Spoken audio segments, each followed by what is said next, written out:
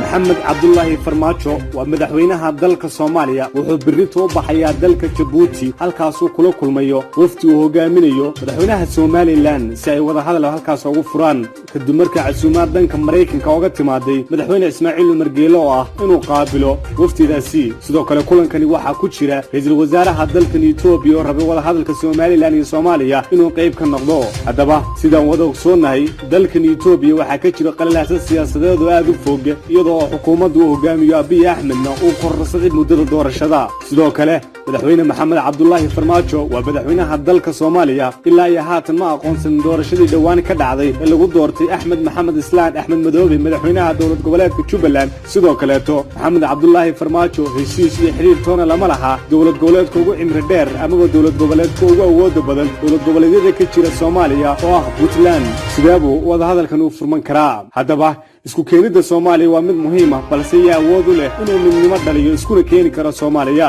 dalka Soomaaliya wuxuu higsanayaa muddo dheer sidii loo gaari lahaa doorasho qof iyo cod ah isla markaana loo higsan lahaa yoolka iyo mustaqbalka uu leeyahay dalka Soomaaliya oo ah inay dulku u gaaro doorasho cod iyo qof ah isla markaana laga guuleysto xarakada al-shabaab oo lid ku ah dalka Soomaaliya Maxamed Cabdullaahi Farmaajo kulankan uu ku wehelinayo ra'iisul wasaare Abiy sidee buu u qabsoomi doonaa maxaa se kaaga soo baxay